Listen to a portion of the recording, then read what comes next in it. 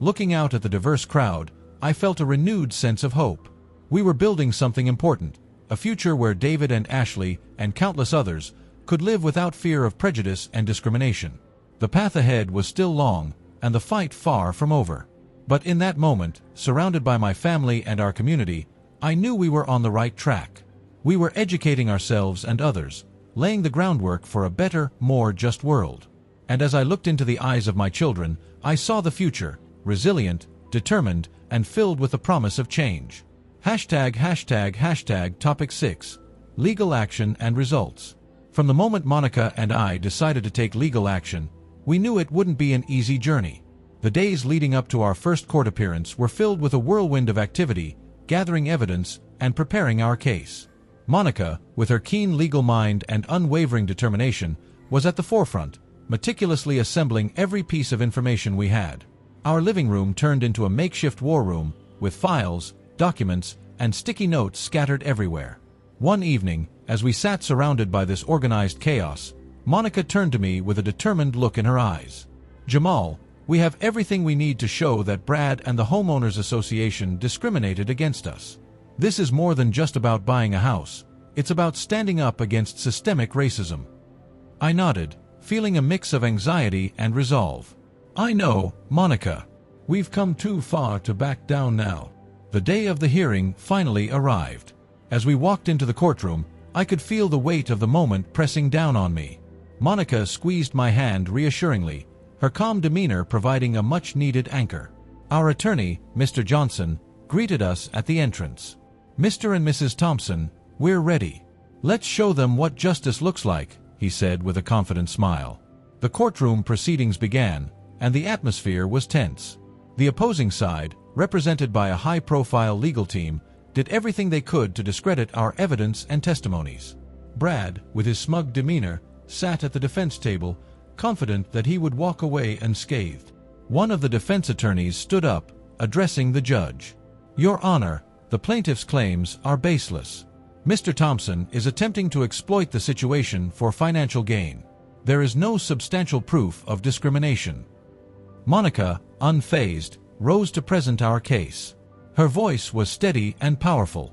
"Your Honor, the evidence we have gathered speaks for itself. Text messages, emails, and testimonies from other residents clearly show a pattern of discriminatory behavior by the defendant and the Homeowners Association." She proceeded to lay out our case methodically, presenting each piece of evidence with precision. The courtroom was silent, hanging on her every word. As she spoke, I couldn't help but feel a surge of pride and admiration for my wife. Her passion for justice was palpable. At one point, she called one of our neighbors, Mrs. Jenkins, to the stand. Mrs. Jenkins, an elderly woman who had experienced similar discrimination, gave her testimony with a trembling voice. "I was told by Brad that my kind wasn't welcome in the neighborhood," she said, her eyes brimming with tears. "I felt so humiliated." The defense tried to undermine her credibility, but Monica was quick to counter their arguments, reinforcing the validity of Mrs. Jenkins' experience. The judge listened intently, his expression thoughtful. As the days in court progressed, the media began to take notice. Reporters filled the gallery, capturing every moment. Our case had become a symbol of the broader struggle against racial discrimination in housing, and the public was watching closely. One afternoon, during a recess, Monica and I stood outside the courtroom, taking a moment to breathe. David and Ashley had come to offer their support, and seeing them there filled me with renewed determination. "Dad, Mom, you're doing amazing," David said, his voice filled with admiration. "We're so proud of you." Ashley hugged me tightly. "We believe in you," she whispered. Their words were a balm to my weary soul. I knew we were fighting not just for ourselves, but for our children and the generations to come. The final day of the hearing arrived, and the tension was palpable. Monica delivered her closing argument with eloquence and passion. "Your Honor, this case is not just about a house. It's about the principle that every person, regardless of their race, should have the right to live where they choose without facing discrimination. We must hold those who perpetuate such injustices accountable." The judge retired to deliberate, and the wait felt like an eternity. Finally, he returned, and the courtroom fell silent. After careful consideration of the evidence and testimonies presented, I find in favor of the plaintiffs, "Mr. and Mrs. Thompson," he declared, "the discriminatory actions of the defendant and the Homeowners Association are in clear violation of fair housing laws. The Thompsons have the right to purchase the property without further obstruction." A wave of relief and triumph washed over me. We had done it. We had stood up against prejudice and won. The courtroom erupted in murmurs, and the reporters scrambled to capture the moment. Brad's face turned ashen, and he slumped in his seat. The defense team looked visibly deflated. As we walked out of the courtroom, a swarm of reporters surrounded us, microphones and cameras thrust in our faces. "Mr. Thompson, how do you feel about the verdict?" one reporter asked. I took a deep breath, glancing at Monica and our children. This victory is not just for us, it's for everyone who has ever faced discrimination. It's a step towards a more just and equal society. Monica added, "We hope this case raises awareness and leads to lasting change. Discrimination has no place in our communities." The media coverage was extensive, and our story resonated with many. The exposure led to increased scrutiny of discriminatory practices in the housing market, and Brad faced severe repercussions, including the revocation of his real estate license. Our victory also prompted the Homeowners Association to undergo significant reforms, implementing policies to ensure inclusivity and fair treatment for all residents. The impact of our case extended beyond our neighborhood, sparking conversations and actions in other communities as well.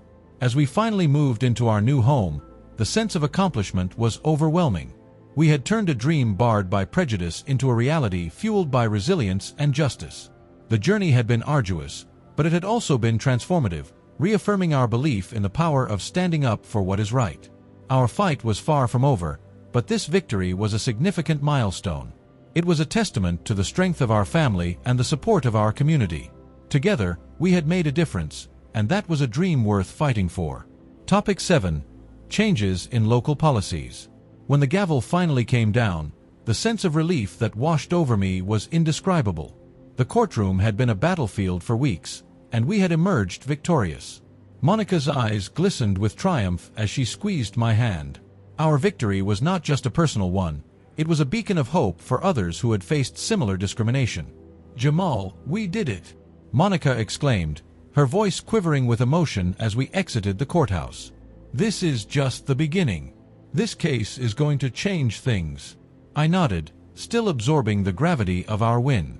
"Yeah, it's a big step, but we've got a lot more work to do." Indeed, our battle had only just begun. The court ruling didn't just grant us the right to purchase our dream home, it also exposed the deeply rooted discriminatory practices of Brad and the Homeowners Association. The media coverage had been relentless, and the public outcry was palpable. People were demanding change, and it was up to us to help drive that change. Within days of the verdict, local government officials began reaching out. They wanted to discuss implementing new regulations to prevent discrimination in the housing market. It was surreal to sit in meetings with city council members and housing authorities, knowing that our fight was sparking real, tangible change. At one such meeting, Councilwoman Rivera, a staunch advocate for social justice, addressed us directly.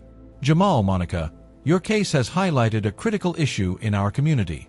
We're committed to working with you to ensure that no one else has to go through what you did." Monica leaned forward, her voice steady and determined. "We need comprehensive policies that address not just overt discrimination but also the subtle biases that affect housing opportunities. This includes mandatory training for real estate agents and stricter enforcement of fair housing laws." Counsel Goodman Rivera Nadi. "Absolutely. We're also considering the establishment of a commission to oversee these practices and ensure accountability." The meetings were intense, but they were also incredibly productive. We worked tirelessly alongside policymakers, civil rights organizations, and other community leaders. The result was a set of new regulations designed to promote transparency and fairness in the housing market. These included mandatory anti-discrimination training for real estate professionals, stricter penalties for violations, and the creation of a watchdog commission to monitor compliance. One evening, after a particularly grueling day of negotiations, I sat down with Monica in our living room. The kids were in bed, and the house was quiet. "Do you think it's enough?" I asked, my voice tinged with uncertainty. "Will these changes really make a difference?" Monica placed her hand on mine. "It's a start, Jamal. We've planted a seed. It's up to the community to nurture it and make sure it grows. Our efforts began to bear fruit. The new regulations were implemented, and the impact was immediate. People in the community started to feel a shift. Real estate agents were more cautious and respectful, and discriminatory practices began to diminish. The Watchdog Commission became a key player in ensuring accountability, and their regular reports provided transparency and reassurance to prospective homebuyers. One afternoon, I received a call from an old friend, Marcus, who had been following our journey closely. "Jamal, man, I just wanted to say thank you," he said, his voice filled with gratitude. "My sister was looking for a house, and the difference is night and day. She felt respected and welcomed. That's because of what you and Monica did." Hearing those words was incredibly validating. It wasn't just about us anymore. It was about the countless others who would now have a fair chance at the American dream. The ripple effect of our victory extended beyond our neighborhood. Other communities began to take notice and adopt similar policies. We were invited to speak at housing conferences and community forums, sharing our story and advocating for widespread change. The momentum was building, and it felt like we were part of something much bigger than ourselves. Despite the progress, we knew that the fight against racism was far from over. Prejudices and biases were deeply ingrained in society, and it would take continuous effort to dismantle them. But the changes in local policies were a significant step forward, and they gave us a renewed sense of purpose. One day, while attending a community event, I ran into a young couple who had just moved into the neighborhood. They were beaming with excitement and gratitude. "Mr. Thompson, we just wanted to thank you," the husband said, shaking my hand vigorously. "We read about your case, and it gave us hope. We wouldn't be here without your fight." I smiled, feeling a deep sense of fulfillment. "I'm glad to hear that. Remember, this community belongs to all of us. Let's continue to make it a place where everyone is welcome." As I walked away, I felt a profound sense of accomplishment. Our dream had been barred, but we had broken through the barriers. The changes we fought for were making a real difference, and the community was becoming a more inclusive and welcoming place. But I also knew that our journey wasn't over. The fight for justice and equality was ongoing, and there would always be new challenges to face. Yet, with Monica by my side and the support of our community, I was more determined than ever to keep pushing forward. In the end, it wasn't just about buying a house. It was about creating a better, fairer world for our children and for future generations. And that was a dream worth fighting for. Repercussion in the media. The victory in court was monumental, but it was only the beginning. Almost overnight, our story spread like wildfire across the nation. News outlets from all over the country wanted to cover our battle against racial discrimination in the housing market. At first, it felt surreal. One moment, we were just another family trying to buy a home. The next, we were thrust into the national spotlight as symbols of resistance and change. I remember the first major interview vividly. It was with a well-known news anchor, Samantha Reed. Monica and I sat in our living room, the cameras and lights set up around us, making the space feel both familiar and foreign. Samantha had a reputation for hard-hitting questions, and I braced myself for the scrutiny. "Jamal, Monica," she began, her tone professional but warm, "your story has captivated the nation. Can you tell us what was going through your mind when you decided to take legal action against the Realtor and the Homeowners Association?" I took a deep breath, glancing at Monica for support. "Honestly, Samantha, it was a mix of anger and determination," I replied. "We realized that this wasn't just about us. It was about standing up against a system that has marginalized people like us for far too long. We knew we had to fight not only for our family, but for everyone who has faced similar discrimination." Monica chimed in, her voice steady and passionate. "As a civil rights attorney, I see cases like this all the time. But when it happens to your own family, it hits differently. We had to do something. Our children, David and Ashley, were watching, and we wanted to set an example for them." The interview continued, touching on various aspects of our journey. We discussed the support from the community, the challenges we faced, and the ultimate victory. Samantha's questions were probing but fair, and by the end of it, I felt like we had conveyed our message effectively.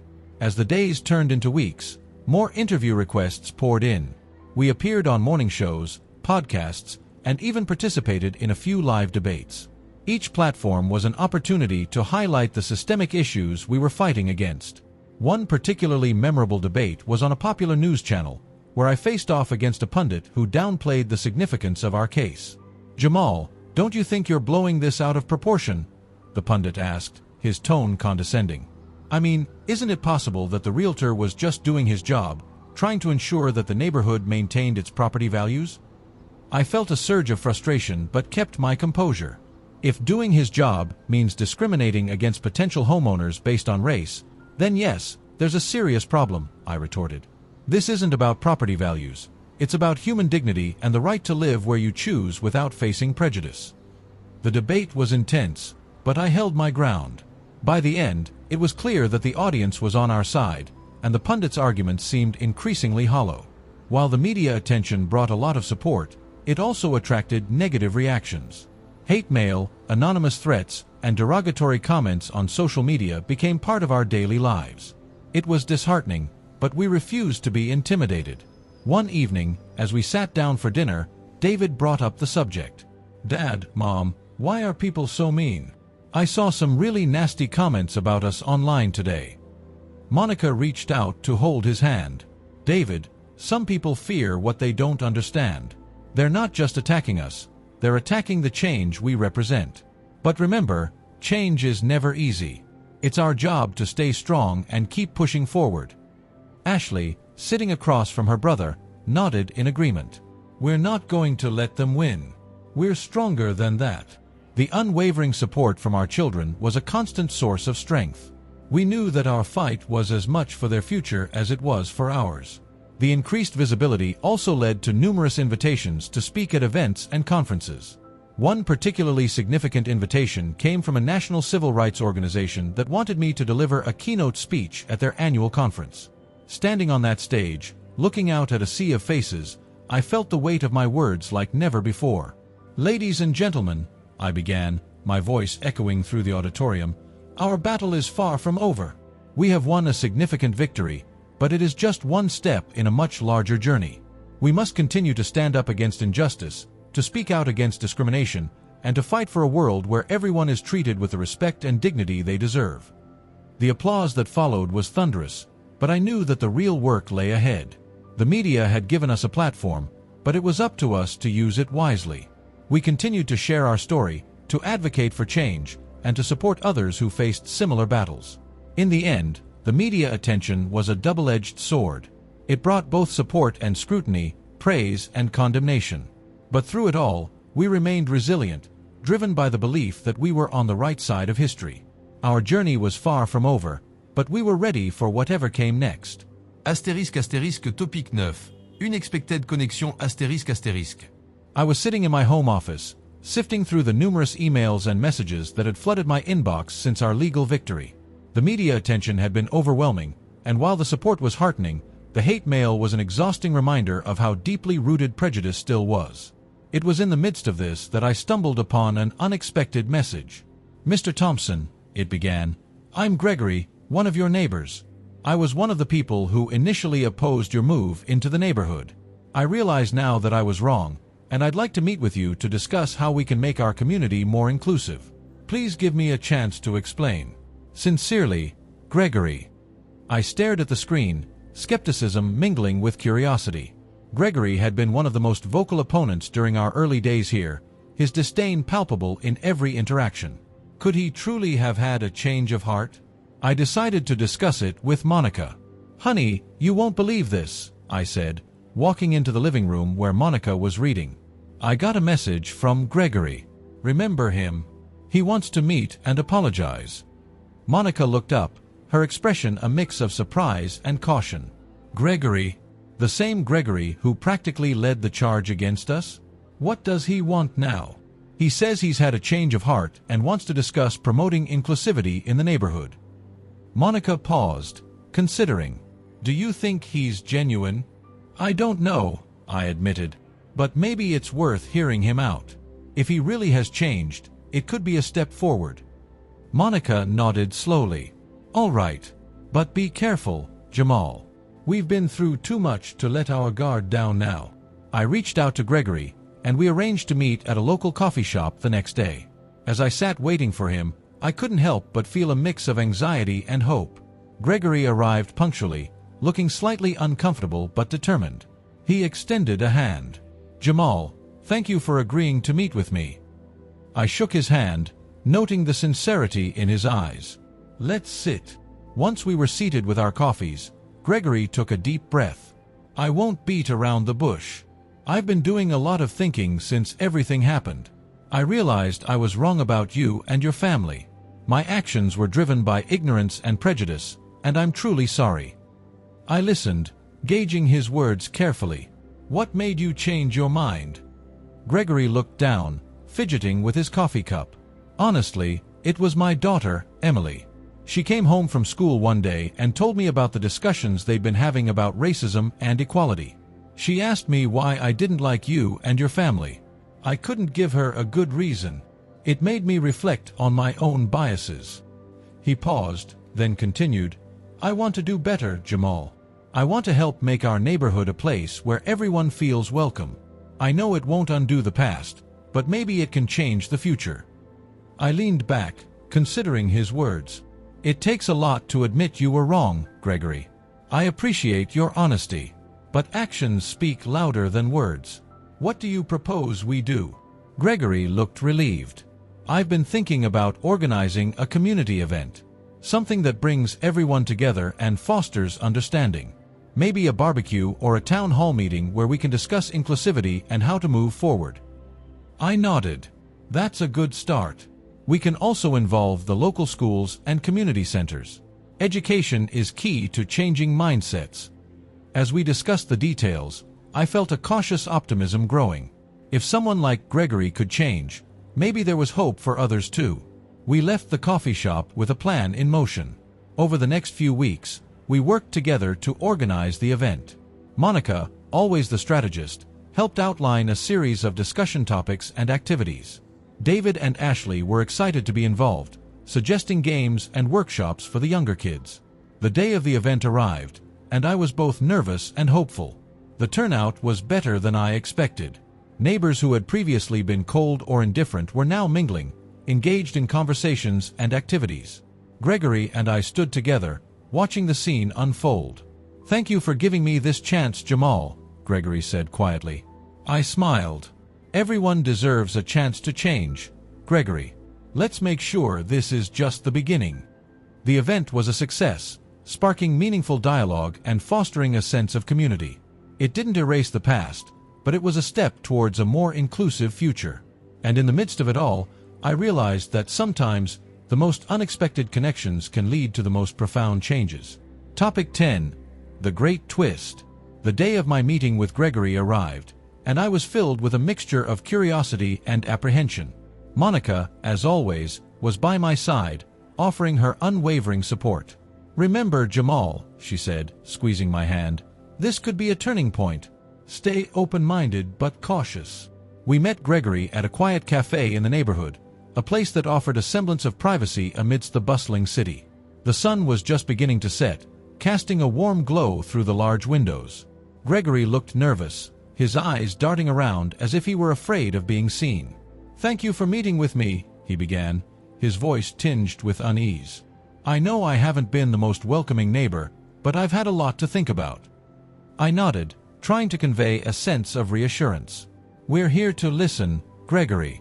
What you said in your message intrigued us. What's going on?" Gregory took a deep breath, glancing at Monica before fixing his gaze on me. "It's about Brad. I've discovered something that, well, it's bigger than any of us could have imagined." Monica leaned forward, her lawyer instincts kicking in. "Go on, Gregory. What have you found?" He reached into his briefcase and pulled out a folder, placing it carefully on the table. "I work in finance, and I handle a lot of clients' accounts. About a month ago, I was reviewing some transactions for a client who happens to be a close associate of Brad. What I found was alarming." He opened the folder, revealing a series of documents. These are records of large sums of money being funneled through various shell companies. At first, I thought it was just tax avoidance, but the more I dug, the more I realized it was something much more sinister. Brad is involved in a money laundering operation. Monica and I exchanged a glance, the gravity of the situation sinking in. "Gregory, this is serious." Are you sure about this? I asked, my voice steady. He nodded vigorously. I've double-checked everything. The documents are legitimate. I didn't know who to turn to. I was afraid if I went to the authorities, Brad would find out and, well, you can imagine the consequences. Monica's mind was already racing with possibilities. This could explain why Brad was so adamant about keeping you out of the neighborhood, Jamal. If he's involved in illegal activities, the last thing he wants is someone like you, with your resources and connections, getting too close. Gregory looked relieved to have shared the burden. I want to help. I want to make things right. I know I've been part of the problem, but I want to be part of the solution. I took a deep breath, feeling the weight of this new responsibility. Gregory, this changes everything.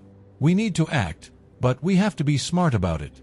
We can't let Brad suspect anything until we have enough evidence to bring him down. Monica nodded in agreement.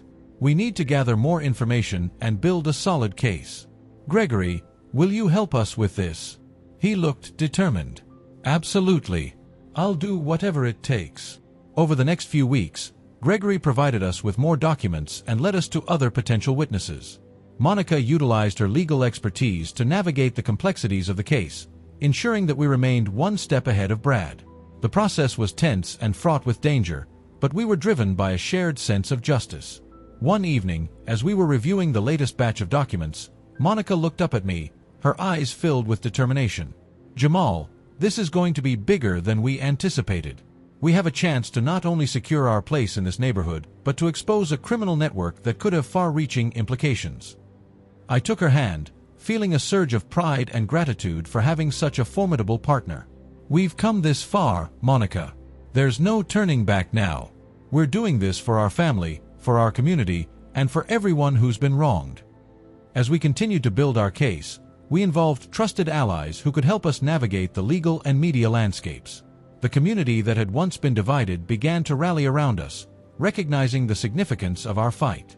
Finally, the day came when we were ready to go public.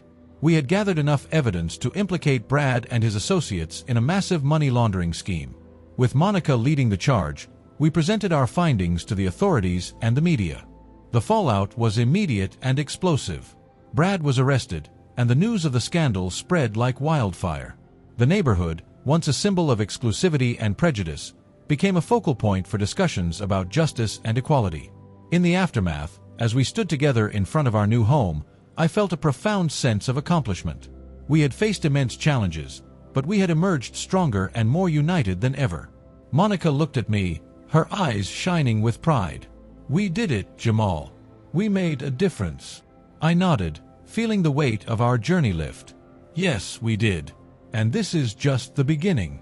Our story had taken an unexpected turn, leading us to a victory far greater than we could have imagined.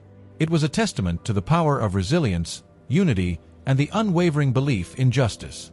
And as we looked towards the future, we knew that we would continue to fight for a world where everyone could live with dignity and respect.